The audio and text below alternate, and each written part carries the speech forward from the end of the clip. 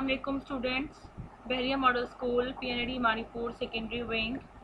This is physics lecture number 13 and myself miss Mehak Fatima. आज हम chapter number 5 study करेंगे, vectors. इसके main topics ये हैं कि हम इसमें difference between scalar and vectors, representation of vector, negative vector, multiplication of vector by number, addition vector और resultant, head to tail rule, trigonometry and trigonometric ratios, resolution of a vector by rectangular component and composition of a vector by rectangular components. ये तमाम हमारे topics हैं जो हमने इस chapter में अभी स्टडी करने हैं. स्टडी करने से पहले अब आप स्केलर एंड वेक्टर की तरफ आएँ कि स्केलर क्या होता है, वेक्टर क्या होता है. स्केलर आपके पास ऐसी क्वांटिटी, ऐसी फिजिकल क्वांटिटी होती है जिसकी कोई डायरेक्शन नहीं पाई जाती, लेकिन एक पर्टिकुलर मैग्नीट्यूड होता है. यानी कि एक ऐसी फिजिकल क्वांटिटी जिसका कोई ना कोई साइज हो, मैग्नीट्यूड हो, बट कोई डायरेक्शन पाई ना जाए. जैसे टेम्परेचर, मास एंड स्पीड. ठीक है, इनकी जो है कोई डायरेक्शन नहीं होती है, ये किसी भी डायरेक्शन में मूव नहीं करते, ये रैंडमली मूव करते हैं. और वेक्टर्स क्या होते हैं? वेक्टर आपके पास ऐसी क्वांटिटी, फिजिकल क्वांटिटी जिसका मैग्नीट्यूड भी पाया जाए, यानी कि जिसका कुछ ना कुछ साइज भी हो और डायरेक्शन भी हो. ठीक है, डायरेक्शन एंड साइज बोथ. अच्छा, अब इसमें आपके पास एग्जांपल आ जाएगी वेलोसिटी, फोर्स एंड एक्सेलरेशन. यानी कि एक पर्टिकुलर डायरेक्शन में बॉडी का मूव करना, एक पर्टिकुलर डायरेक्शन में फोर्स अप्लाई करना, एक पर्टिकुलर बॉडी जो है वेलोसिटी से मूव कर रही है या एक्सेलरेशन से मूव कर रही है, तो वो तमाम चीज़ें क्या कहलाएंगी? वेक्टर क्वांटिटीज़ कहलाएंगी, जिनमें एक पर्टिकुलर डायरेक्शन पाई जाएगी. लेकिन स्केलर में वो चीज़ें आती हैं जिनका मैग्नीट्यूड तो होता है लेकिन कोई डायरेक्शन पाई नहीं जाती. डिटेल में डिफरेंस पढ़ते हैं इनके, scalar and vectors. Number 1, physical quantities which are defined by magnitude and suitable unit. जिनका मैग्नीट्यूड हो और एक सुइटेबल यूनिट भी हो, तो आपके पास स्केलर क्वांटिटीज कहलाती हैं. और वेक्टर क्या? आपके पास ऐसी physical quantity which are defined by the magnitude, suitable unit along with a specific direction. लेकिन इसमें डायरेक्शन भी होती है. ठीक है, यूनिट भी होता है, मैग्नीट्यूड भी होती है, इसका मैग्नीट्यूड भी होता है, यूनिट भी इसका पर्टिकुलर होता है, और साथ में इसकी डायरेक्शन भी पाई जाती है. और स्केलर में आपके पास क्या है कि they are usually represent by a simple number. किसी भी नंबर से आप स्केलर को डिनोट कर सकते हैं, लेकिन वेक्टर्स को आप किस तरीके से करते हैं? ऊपर वैल्यू के ऊपर एरो बना देते हैं. ठीक है, वो एरो छोटा सा एरो बना देते हैं जो कि शो कर रहा होता है वेक्टर क्वान्टिटीज़ को. अच्छा, स्केलर्स को हम इजीली ऐड करते हैं, सब्ट्रैक्ट करते हैं, मल्टीप्लाई करते हैं, जनरल रूल्स जो होते हैं हमारे मैथमेटिक्स के. लेकिन वेक्टर जो है आपके पास quantities, they are added, subtracted और multiply by specific vector method. लेकिन अगर हमें वेक्टर्स की किसी वैल्यू को ऐड करना है, सब्ट्रैक्ट करना है, मल्टीप्लाई करना है, तो उसमें एक वेक्टर मेथड्स होते हैं जिसकी वजह से हम इनको सब्ट्रैक्ट और ऐड करते हैं. ठीक है,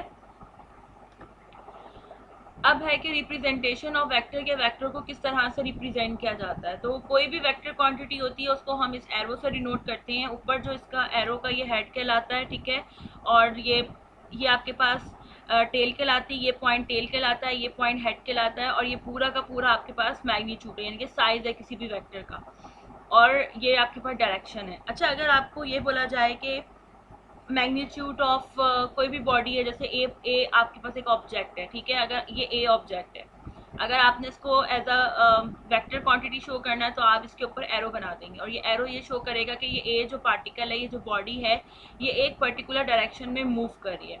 और अगर आपको बोला जाए कि ए का मैग्नीट्यूड बताएं, तो आप ये दो इस तरीके से लाइन्स लगा देते हैं यहाँ पर, जो ये शो करी होती हैं, पैरेलल लाइन्स होती हैं जो शो कर रही होती हैं मैग्नीट्यूड को. ठीक है, तो अगर मैग्नीट्यूड होगा तो आप इसको इस तरीके से शो करेंगे, और अगर आपके पास वेक्टर क्वांटिटी है तो आप ऊपर ये एरो शो करेंगे, एरो लगा देंगे. What is negative of vector? Negative vector क्या होता है कि अगर एक क्वांटिटी, जैसे ये ए ऑब्जेक्ट है, समझें कि ये ए एक बॉडी है जो कि इस तरफ मूव कर रही है. ठीक है, ये एक वेक्टर है, और अगर इसी के पैरेलल वेक्टर मूव कर रहा है लेकिन उसकी डायरेक्शन अपोजिट है, तो हम उसके साथ क्या लगाते हैं? हमेशा माइनस लगाते हैं. ठीक है, यानी कि दो वेक्टर्स हों, एक जो है आपके पास फॉरवर्ड डायरेक्शन में जा रहा है, और दूसरा अगर इनवर्स, अगर आपके पास दूसरा जो है वो बैकवर्ड डायरेक्शन में जा रहा है. दोनों के साइज बिल्कुल इक्वल हैं, दोनों पैरेलल हैं, लेकिन दोनों की जो डायरेक्शन है वो अपोजिट है. तो जो फॉरवर्ड डायरेक्शन में होगा, जो क्लॉकवाइज होगा, उसको हम कहते हैं कोई भी चीज़ अगर क्लॉकवाइज मूव कर रही है तो वो हम उसको पॉजिटिव साइन में शो करते हैं, पॉजिटिव लगाते हैं उसके साथ। और कोई भी चीज़ बैकवर्ड मूव करती है या एंटी क्लॉकवाइज मूव कर रही होती है तो उसके साथ हम क्या लगाते हैं, negative.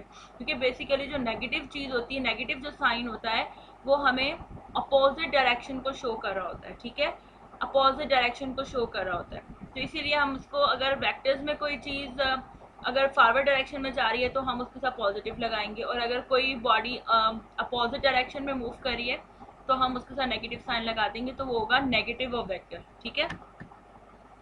Multiplication of a vector by a number. अब मल्टीप्लीकेशन ऑफ वेक्टर क्या होता है, यानी कि फॉर एग्जांपल कि अगर एक वेक्टर आपके पास ये अमाउंट है, ठीक है, अभी मैंने इस ये एक वी वेक्टर है, ये आप समझने की वेलोसिटी है, ठीक है। अगर ये पार्टिकल इस तरीके से मूव कर रहा है और अगर मैं इसको 2 से मल्टीप्लाई करा दूंगी तो क्या होगा, ये डबल हो जाएगा। और अगर मैं इसको 3 से मल्टीप्लाई करा दूंगी तो क्या हो जाएगा, ये ट्रिपल हो जाएगा। तो वेक्टर में क्या होता है कि हम जितनी इसमें अमाउंट ऐड, जितनी स्केलर क्वांटिटीज इसमें ऐड करते जाते हैं, जितने नंबर इसमें ऐड करते जाते हैं, उतने ही वेक्टर क्या होता जाता है, इंक्रीज होता है, उसका नंबर ऑफ साइज क्या होते हैं, इंक्रीज हो जाता है, ठीक है। और अगर मैं 0 से करूँगी तो ये बिल्कुल 0 हो जाएगा, इसका कोई साइज नहीं रहेगा, कोई इसकी डायरेक्शन नहीं रहेगी, पूरा 0 वेक्टर हो जाएगा। और अगर मैं इसको -2 से करूँगी तो क्या होगा कि इसकी डायरेक्शन अपोजिट हो जाएगी। तो इसीलिए अभी मैं आपको नेगेटिव वेक्टर यहाँ पे बताया कि नेगेटिव साइन से क्या होता है कि इस पूरे वेक्टर की डायरेक्शन ही क्या हो जाती है, अपोजिट हो जाती है। जैसे अगर ये वेक्टर क्लॉकवाइज जा रहा है, या आप ये कह लें कि ये घूम रहा है, रोटेट कर रहा है, या फिर रोटेट नहीं कर रहा, सीधा लीनियरली जा रहा है, और अगर आपने इसके साथ 2 मल्टीप्लाई कर दिया, +2, तो ये आपके पास देखिए पहले ब्लैक वाले में 1 था और अब ये क्या हो गया, 2 हो गया, डबल हो गया। और अगर आप -2 के साथ इसको मल्टीप्लाई करेंगे तो यही वैल्यू की डायरेक्शन क्या हो जाएगी, चेंज हो जाएगी, अपोजिट हो जाएगी, जैसे कि रेड वाले में आपको एरो में नजर आ रहा है, ठीक है। और अगर 0 से आप किसी भी वेक्टर को मल्टीप्लाई करते हैं तो आंसर क्या आता है, 0 आता है। अगर आप 2 से मल्टीप्लाई कराते हैं तो वो 2 वेक्टर हो जाता है, -2 से मल्टीप्लाई कराएंगे तो वेक्टर -2 हो जाएगा। और अगर आप 3 से कराएंगे तो उसका साइज जो है वो 3 टाइम्स हो जाएगा। 2 से मल्टीप्लाई करेंगे 2 टाइम्स हो जाएगा। 5 से मल्टीप्लाई करेंगे किसी भी वेक्टर को तो वो 5 टाइम्स इंक्रीज होगा, अपना साइज को इंक्रीज करेगा उतने टाइम जिससे आप मल्टीप्लाई करा रहे हैं, ठीक है। अच्छा, एडिशन ऑफ वेक्टर और रिजल्टेंट क्या होता है, अब आप देखें, ये मैं आपको बताती हूँ। फॉर एग्जांपल लेट करते हैं कि एक हमारे पास ओरिजिन से बॉडी मूव करना शुरू हुई है, एक वेक्टर आपके पास बी है, ठीक है, एक बॉडी मूव करना शुरू हुई है ओ से लेकर बी तक।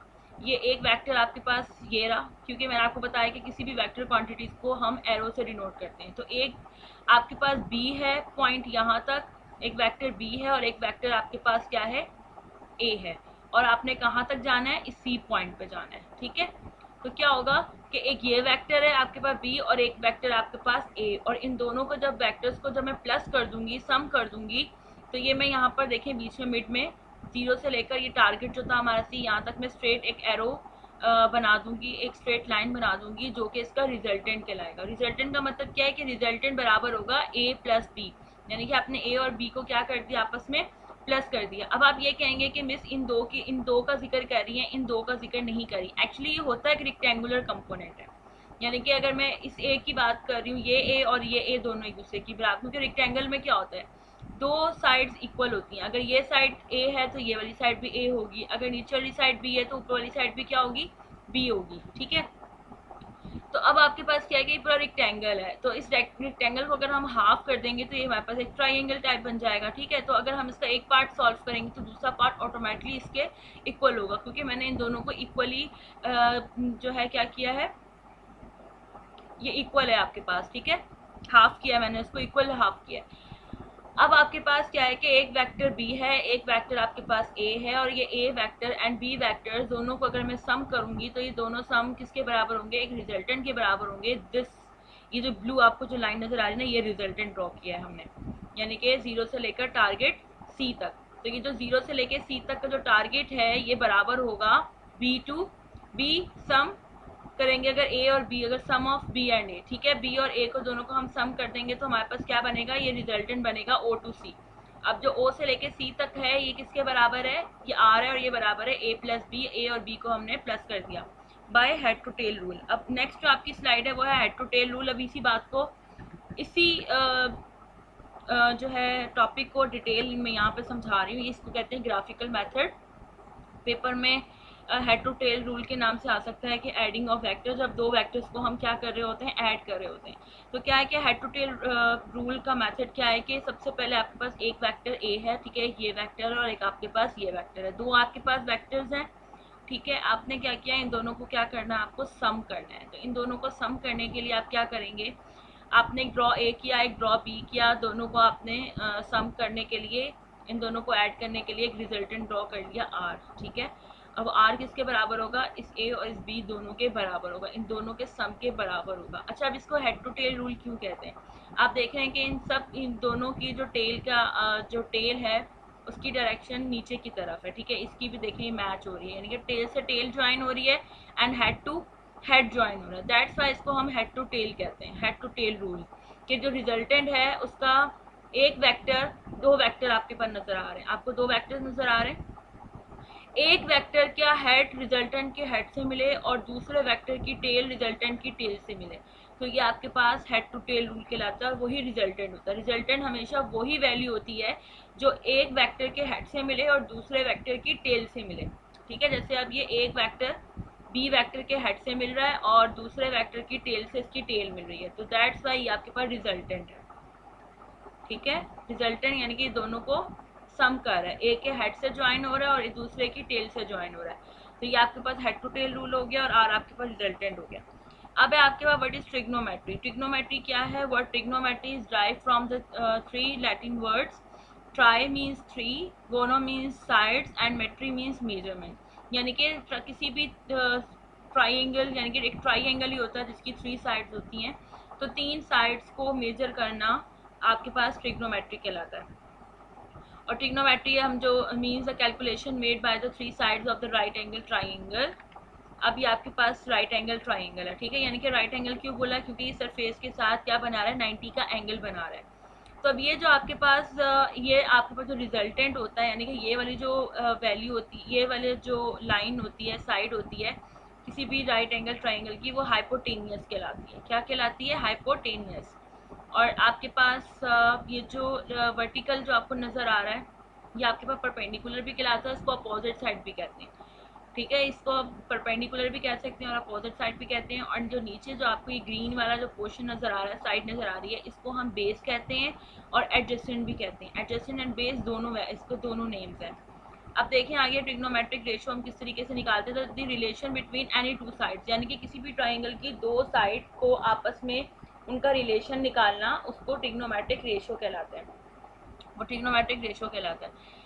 The relation between any two sides of the triangle called the trigonometric ratio. For example, calculating the sine, cosine and tangent. यानी कि अब हमें साइन और कोसाइन और टेंजेंट की वैल्यू फाइंड करनी है, तो हम कैसे फाइंड करेंगे, अगर तो आपको ये परपेंडिकुलर और हाइपोटेनियस, अगर आपने ये दो वैल्यूज, अगर दो ये ट्राइंगल की ये दो साइड्स अगर मेजर करनी है, तो उसके लिए आप साइन यूज़ करते हैं, ठीक है। और अगर आपको हाइपोटेनियस और साथ बेस यूज यानी कि एडजेसेंट को अगर मेजर करना होता है, इन दो का रिलेशन निकालना होता है, तो आप कोसाइन यूज करते हैं, उसको कॉस भी कहते हैं, उसको साइन भी कहते हैं, ठीक है।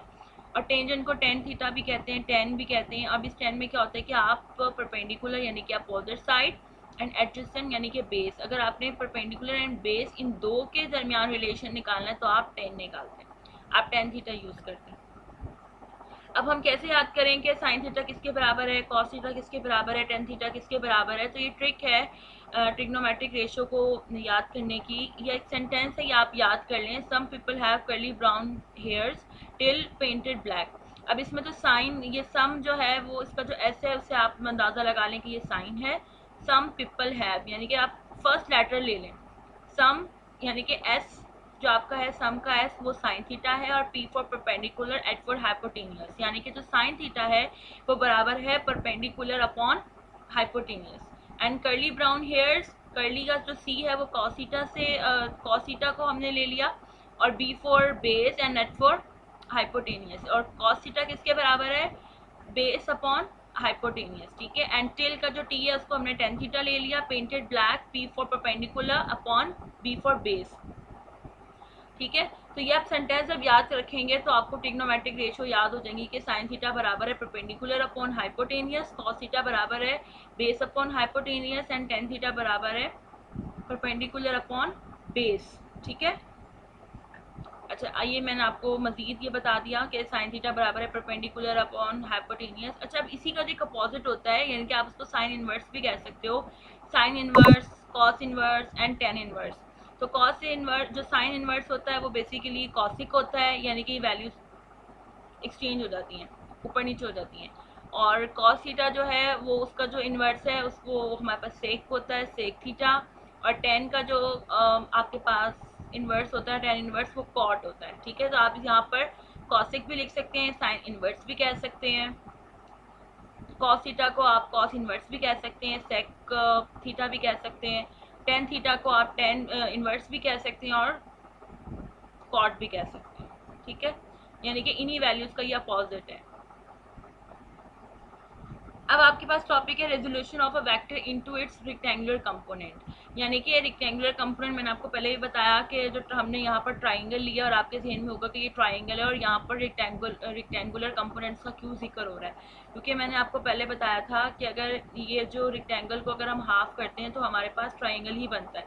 तो अगर हम हाफ ट्राइंगल की वैल्यू निकालेंगे तो ये वैल्यू बराबर होगी जो बाकी जो हाफ है उस ट्राइंगल के। तो हम एक पार्ट ले लेते हैं हाफ करके, तो जो इसका आंसर होगा वही उसका आंसर होगा रेक्टेंगल का, क्योंकि रेक्टेंगल की दो साइड्स आपस में बराबर होती हैं और वर्टिकल आपस में साइड्स बराबर होती हैं और हॉरिजेंटली आपस में साइड्स बराबर होती हैं। तो हमने एक वर्टिकली ले ली और एक हॉरिजेंटली ले ली, ठीक है। Generally it is notice that the vector split into two components, ठीक है। वेक्टर जो है दो में स्प्लिट हो जाता है और जब हम 90 का एंगल बना रहे होते हैं, देखिए अगर हम 90 का एंगल बनाते हैं, या अपने 90 का एंगल बनाया, ठीक है। तो एक जब 90 का एंगल हम परपेंडिकुलर बनाते हैं तो एक चीज़ हमारे पास वेक्टर दो चीज़ों में डिवाइड हो जाता है, एक वाई एक्सिस में और एक हमारे पास एक्स एक्सिस में। यानी कि एक, और उसका जो रिजल्टेंट है वो क्या है, आपके पास रिजल्टेंट क्या है, फोर्स है। फोर्स जो है वो रिजल्टेंट फोर्स है और वो जब हम फोर्स का 90 का एंगल बना रहे हैं तो वो दो कंपोनेंट्स में टूट रही है। एक आपके पास किस में टूट रही है, एफ एक्स में और एफ वाई में, दो कंपोनेंट्स में अपनी टूट गई, ब्रेक हो गई, स्प्लिट हो गई। तो the component along the X axis, और जो कंपोनेंट एक्स एक्सिस पे जो है लाई करेंगे, अलोंग करेंगे अलोंग एक्स एक्सिस, तो उसको हम एक्स कंपोनेंट कहते हैं, ठीक है। जैसे कि हमारे पास फोर्स, जब फोर्स एक्स एक्सिस पे अप्लाई होगी या एक्स एक्सिस पे से बिलोंग करेगी तो हम उसको एफ एक्स कहेंगे, ठीक है। और अगर फोर्स जो है वाई एक्सिस पे अप्लाई हो रही है या वाई एक्सिस पे मूव कर रही है, वाई एक्सिस पे बिलोंग कर रही है, तो वो हमारे पास एफ वाई कहलाएगी। तो the component along the X axis, जितने भी कंपोनेंट एक्स एक्सिस पे होंगे उनको हम एक्स कंपोनेंट कहते हैं, और जो आपके पास वाई एक्सिस पे कंपोनेंट्स होते हैं उनको हम एफ वाई कहते हैं। तो यहाँ पर हमारे पास एफ एक्स है और यहाँ पर हमारे पास फोर्स अलोंग एक्स एक्सिस तो एफ एक्स हो गई, फोर्स अलोंग वाई एक्सिस तो हमारे पास एफ वाई हो गया। अब क्या मैथमेटिकली अगर हमें एक्स, अब हमारे पास क्या है कि रेक्टेंगुलर कंपोनेंट्स को हमने निकालना है, फाइंड करना है। यानी कि रेक्टेंगुलर कंपोनेंट कौन कौन से अभी हमारे पास, एक हमारे पास एफ एक्स और एक हमारे पास एफ वाई है। Thus fx and fy are the rectangular components of the vector f. Magnitude of these components can be obtained by the help of trigonometric ratios.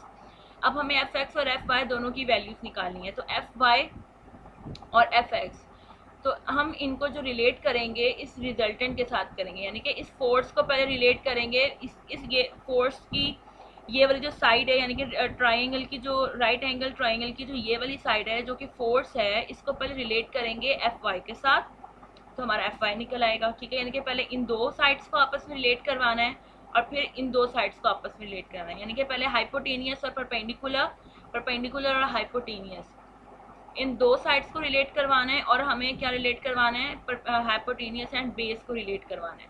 तो अगर मुझे इस बेस को यानी कि एफ एक्स और फोर्स को रिलेट कराना है, तो ये साइड्स कौन सी हैं, ये हाइपोटेनियस और ये आपके पास क्या है, बेस है। और हाइपोटेनियस और बेस कॉस के फॉर्मूले में आते हैं, cos theta curly brown and hairs, ठीक है। कर्ली ब्राउन हेयर्स, ब्राउन यानी कि बेस एंड हेयर्स मतलब हाइपोटेनियस।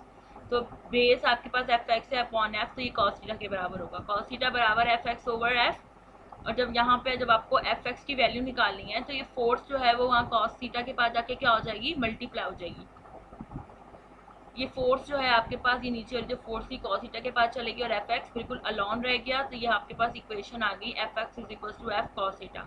सिमिलरली अगर आपको वाई कंपोनेंट की फोर्स निकालनी है यानी कि एफ वाई की वैल्यू निकालनी है, तो एफ वाई के लिए क्या आपके पास हाइपोटेनियस है परपेंडिकुलर, तो इसके लिए साइन यूज होगा। सम पीपल हैव, यानी कि सम आपके पास साइन आ गया, पीपल मतलब ऊपर परपेंडिकुलर होगा एंड अपॉन में आपके पास हाइपोटेनियस होगा। तो परपेंडिकुलर में आपके पास एफ आई आ गया और हाइपोटेनियस में आपके पास एफ आ गया। और जहाँ पे अगर आपको एफ वाई कंपोनेंट निकालना है तो ये फोर्स जो होगी वो वहाँ जाके क्या हो जाएगी आपके पास साइन थीटा के पास जाके क्या हो जाएगी मल्टीप्लाई हो जाएगी, F Y is equal to F sine theta. तो आपके पास एक्स कंपोनेंट की फोर्स और वाई कंपोनेंट की फोर्स निकल आई, ठीक है। अब आपके पास है composition of vector by rectangular component. It if the rectangular component of the vector are given, the magnitude and the direction of the vector can be obtained. Thus, a vector can be completely specified by its two rectangular components. Now consider the rectangular component fx and fy, which are represented by line segments OB and AB. They can be added by head to tail rule. अब composition of vector of rectangular by rectangular components, इसमें हमें क्या करना है, हमें इसमें अब magnitude निकालना है, इस फोर्स निकालनी है। अब हमें ये फोर्स निकालनी है और एंगल निकालना है। तो इस फोर्स और एंगल के लिए अब हमें क्या चाहिए, अब हमें इसमें अलग से वैल्यूज़ जो है फॉर्मूलाज वगैरह लगाने होंगे। और पहले हमने जो रेजोल्यूशन था, resolution of vector into rectangular component, इसमें हमने दो कंपोनेंट्स निकाले along X axis and along Y axis, यानी कि हमने एफ एक्स और एफ वाई इन दो की वैल्यूज़ निकालने के लिए ये सारा मेथड किया।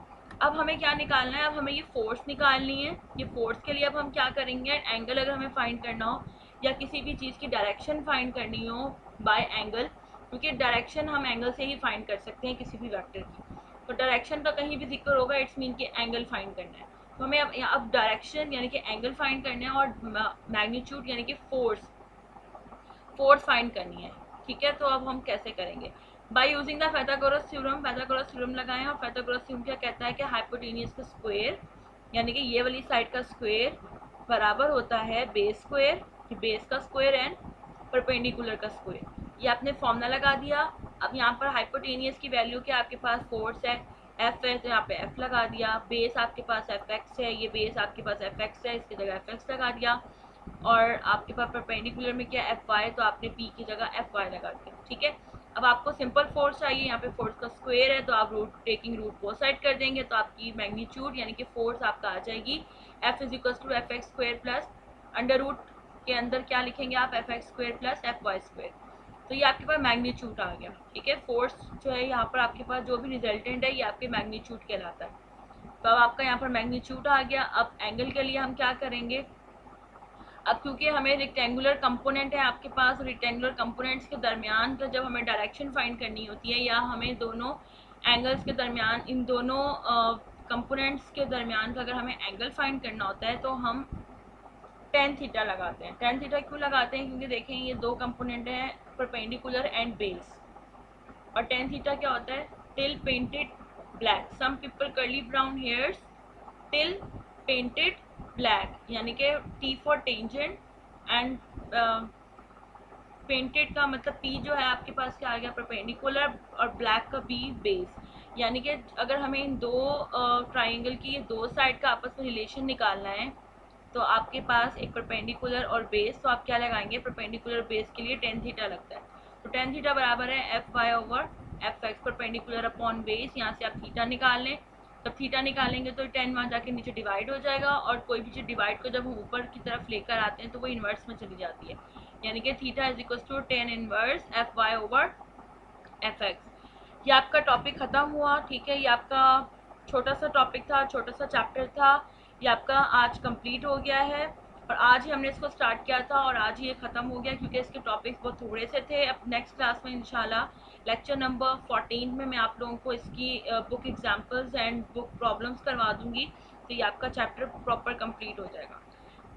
अब होम टास्क देख लें कि आपने ये स्केलर एंड वेक्टर की डेफिनेशंस को याद, ये इनके डिफरेंस को याद करना है। और जो डेफिनेशन जो मैंने लिखवाई हैं ये आपको टेक्स्ट बुक से मिल जाएंगी, टेक्स्ट बुक से इसकी डेफिनेशन याद कर लें या जो आपके पास नोट्स मौजूद है, रेफरेंस मौजूद है, गाइड बुक कोई भी मौजूद है वहाँ से आप याद कर लें। एडिशन ऑफ वेक्टर ये छोटी छोटी सी इसकी डेफिनेशन है, आपको समरी में भी मिल जाएंगी। Negative of vector, multiplication of vector, representation of vector, तो ये चीज़ें आपने याद करनी है, ठीक है। And right and learn the graphical methods, और ये आपने याद भी करना है और लिखना भी है हेड टू टेल रूल। जो हेड टू टेल रूल है वो आपने लिखना है, ठीक है, क्योंकि ये पेपर में क्वेश्चन आ जाता है। लॉन्ग में भी आ जाता है। And right and learn the resolution of vector, right and learn the composition of vector. ये तीनों जो क्वेश्चन हैं ये लॉन्ग में आ जाते हैं, ठीक है, किसी भी पार्ट, लॉन्ग के किसी भी पार्ट में वो दे देते हैं। और ऊपर वाली जो डेफिनेशन और डिफरेंस है वो शॉर्ट में आते हैं। तो वो आप कहीं से भी याद कर लीजिएगा, बुक्स में याद कर लें, बुक में भी डेफिनेशन दी हुई है, किसी रेफरेंस से याद करना चाहते हैं वहाँ से याद कर लें, नेट से भी निकालना चाहें तो याद कर सकते हैं। लेकिन अपनी टेक्स्ट बुक से अगर याद करेंगे तो ज़्यादा बेटर है, क्योंकि टेक्स्ट बुक में कोई मिस्टेक्स वगैरह नहीं होती। और बाकी ये आप इसको याद भी करेंगे और लिखेंगे भी। और इसके अलावा लर्न द ट्रिग्नोमेट्रिक रेशियोज़ को अच्छे से याद कर लें। साइन थीटा किसके बराबर है, कॉस थीटा किसके बराबर है, टेन थीटा किसके बराबर है। और ये आपने कैलकुलेट करनी है वैल्यूज़, कैलकुलेटर लीजिएगा, ठीक है, उसमें साइन 60 की वैल्यू 1045, कॉस 0 साइन 90, 1090, कॉस 90, ये आपने इसकी वैल्यूज़ निकालनी है और आपने मुझे ये सेंड करनी है, ठीक है। आज ये मैं आपको बता रही हूँ, और आज शाम 6 बजे तक आप ये मुझे निकाल कर आपने इसकी सॉल्व करके by using the scientific calculator से आप जब ये वैल्यूज फाइंड कर लेंगे देन आपने मुझे सेंड करनी है, ठीक है। 6 बजे तक आप मुझे सेंड कर दीजिएगा अपनी कॉपी के ऊपर सॉल्व करके, ठीक है, व्हाट्सएप कर दीजिएगा। I hope you enjoyed it. अल्लाह हाफिज़।